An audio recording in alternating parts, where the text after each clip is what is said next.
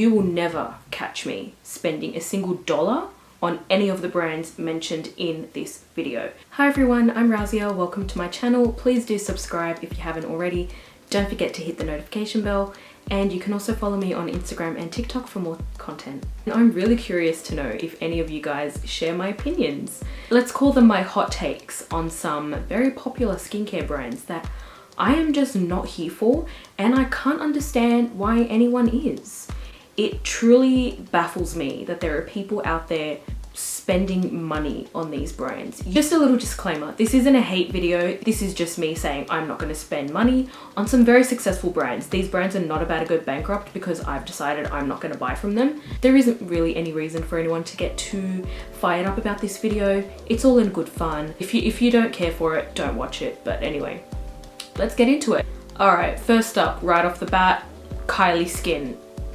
I'm not here for it. Let's look at it from her brand's perspective. I mean, skincare is definitely having a moment right now, and it was a very smart business move to come out with a skincare line, which she knows it's just a money grab, you know? None of the products are there to actually help. None of the products are there to actually treat anyone with any skin issues. They're pretty, they come in some nice packaging. We can guarantee that she does not use her own skincare products. We can guarantee no one in her family uses them. I mean, her sister, Kendall Jenner, came out with a skincare video with Vogue the other day. Did she use anything from them besides a lip mask? No, she didn't. Why are you gonna use her products? Why are you gonna spend your money on them when her own family doesn't even put that stuff on their face? I mean, come on. I mean, there's nothing special to see here. It's just a bunch of generic products that you can find from any old generic skincare brand. A few products that have been stolen, literally stolen from other brands, which, you know, that's not okay. I'd be very interested to know if any of you guys have tried Kylie Skin, what products you've tried, and whether you like them or not. I really haven't heard anyone in the skincare community, people whose opinions that I trust and would take on board, try them or have anything good to say about them. But if you as a consumer have tried them, I'm interested to hear your thoughts. Next up, we have a brand that, you know, at this point, they really shouldn't even exist anymore. And this brand is Badescu. Before we get into the actual brand and before we get into the products, can we just talk about the packaging? This brand's packaging has to be the worst packaging I've ever seen, especially because they're supposed to be considered a mid-tier skincare brand. They have their products in Sephora, in Mecca Maxima, and I'm sure they're very readily available in the department stores, you know, worldwide. And they have hands down the worst packaging I have ever seen. Have some self-respect, have some pride in your brand. It's like those generic tubs that you could get from the dollar store and, you know, fill it with your own sort of DIY concoction. That's what it reminds me of. Those little spray bottles, you know, the facial sprays that everyone likes to parade around. Those plastic bottles that you can find from the dollar store for like 50 cents and, you know, fill it up with water for whatever reason. That's what their packaging is. It's dollar store packaging. Decided that's gonna be their brand identity? I mean, come on. Anyway, moving on from that, let's talk about the brand and the products. Literally nothing to see here. Nothing. Subpar formulas, subpar ingredients, just tons of stripping alcohols and lots of fragrance and really low quality formulations that aren't gonna help anyone's skin. I mean, again, please let me know if you have used any Badescu products and if you had a good experience with them. I'm really curious to know. Now let's talk about the brand itself and their ethics and their morals, which are, you know, this is the level, this is zero. Badescu is like off camera. That's how low their ethics and morals stance goes. But this brand has been called out multiple times for saying that their products are a certain thing and then not even having that ingredient in the product. They had a glycolic acid cleanser that didn't have any glycolic acid or any AHAs in there whatsoever, so that's not okay. And then we have the whole 2013 scandal, which I don't know how many of you guys are aware of this. Back in 2013, a class action lawsuit was brought up against Badescu for having steroids in their products. Steroids, topical steroids in their skincare products. Steroids are something that need to be prescribed to someone if they need to use these topically, and that's usually when they have a certain skin condition that won't be fixed with anything else. Then you will go to your doctor and they will give you a prescription for steroid creams.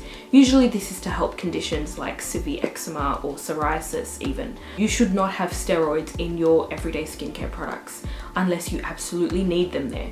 And here's where the problem started with Mario Badescu in 2013. So they had been including steroids in their products undisclosed for a period of time, and then they had taken them out without telling everyone, hey, we had steroids, and hey, now we've removed the steroids. And what happens when your skin gets used to using steroids and then you stop all of a sudden? Your skin goes through withdrawals. That's why they're only given in special circumstances and prescribed by doctors where they can be where your steroid use can be monitored, because the skin gets addicted to using these steroids, and you don't want to get your skin addicted to anything, because when you stop using it, your skin will go through withdrawals. And that's what was happening. All of a sudden, a lot of people were having very bad skin issues as a result of their Mario Badescu skincare.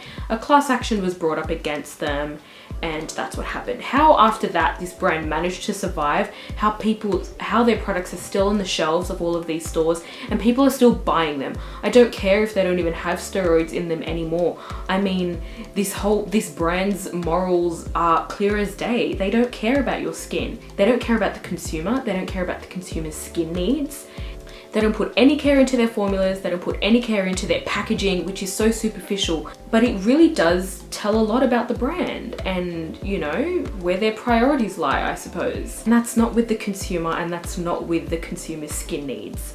So that's all I have to say about Mario Badescu. Not a fan, will never spend money on them. Like, that's just that. That's that. Next, we have a few brands that kind of all fall into the same category, and I don't feel as strongly about these brands as I do the ones I just mentioned. But again, there isn't anything about these brands that particularly entices me. I don't really have a reason to buy any of their products or to spend any money on their products. And that's brands such as Lancome, Clinique, Estee Lauder. Nothing about these brands and nothing about their products really interests me, you know. And these brands also do have a bit of a connotation for being more popular with, I guess, the older generation, because they have been around for a very long time. And I think this generation, or my generation, we're seeing definitely a new side to the whole skincare industry, and we're seeing a lot of brands be very skincare focused, very education focused, and very ingredients focused. And I don't think old school skincare brands have this. All of these brands have that one skincare brand that they're very iconic for. Lancome has their Advanced Genifique serum. I think it's just a hydrating serum that maybe has some anti-aging benefits. Same with Estee Lauder, they've got their Advanced Night Repair. I think it's just got some hyaluronic acid in there and maybe some glowing and anti-aging benefits. I don't hate them, but you know, I'm not exactly in love with them. And now we come to the last category of brands, and things might get a little bit heated again. Honestly, this category of skincare is just completely ridiculous. They shouldn't be allowed to exist. I mean, honestly, it should be illegal that these brands exist. I believe that these skincare brands are a scam. First up, we have La Mer. Let me just put up a few products on the screen and the price point of these products on the screen, just to give you an idea of why these brands should not exist, why they are a scam. How can you explain this? How can you explain a $500 eye cream? How can you explain a $500 moisturizer? Oh, and $500 moisturizer for how much? For 50 mils of product. 50. I'm sorry, no, absolutely not. And 100 mils, if you want a decent size moisturizer tub, 100 mils, you know, that might get you by for a few weeks. $700. No, absolutely not. Absolutely not. Like, abolish capitalism, this is not okay. Now that we've seen these amazing prices for these amazing creams, you know, maybe let's have a look at the ingredients, because I'm sure there's a reason that these products need to cost this much. Let's have a look at the moisturizer. What do we have in there? seaweed extract, mineral oil, petrolatum, glycerin. No, literally nothing in there that justifies any of this. It's not okay. I mean, it's theft. They are stealing from you. If you have spent this money, I have a friend that has bought one of their creams. I'm looking at you, I'm talking to you. They stole from you. They literally stole from you, and you just gave them your money. You gave it to them. They were like, give us your money, and you said, okay, here it is. If you're not familiar with La Mer, I mean, their whole claim is that this incredible seaweed algae extract is supposed to be sent from the heavens and just give you everything you need and more in life. And you know what? I mean, that's rubbish. And for $700, no thank you. Just no thank you. I don't need it. I don't need it. Next up in this category of absolutely ridiculous brands that should not exist, we have Dr. Barbara Sturm. And again, let me just put some of the products up on the screen with some of the amazing prices. I mean, it's a complete joke. Like, I'm sorry. There is no reason that a hyaluronic acid serum needs to cost $450. There's no reason. I don't care what you have to say. I don't care where this hyaluronic acid came from. There is no reason that this hyaluronic acid needs to cost $500. This brand is obviously self-named. She named the brand after herself. She is indeed a doctor. But is she a doctor of skin? No, she's an orthopedic doctor. An orthopedic doctor that created a skincare brand and then goes on to make all sorts of claims about skincare and about the different skincare ingredients one should and should not use, and makes absolutely outrageous, irresponsible claims that she has no business to be making. And then of course, she comes out with these claims, and you know, everyone's like, oh my god, Dr. Barbara Sturm, $500 hyaluronic acid serum, she must know something. Makes these absolutely outrageous claims. People believe it, obviously, because people will believe anything they see on the internet. And then the next day she'll come out with a product that absolutely substantiates her claims. Guys, I said this ingredient is absolutely horrible for you, but this ingredient that we include in our $700 serum is amazing for you, so please go ahead and buy it. I mean, it's not okay. It's not okay. It goes against all the scientific studies and research and evidence, and it goes against the medical opinion of medical professionals in this field. It's just irresponsible. The only people that use Dr. Barbara Sturm are celebrities, but I mean, they're the only people that I've ever seen use those products. Because who else is able to? Literally no one. I hope this video wasn't too heated, and I hope it was entertaining for you guys to watch.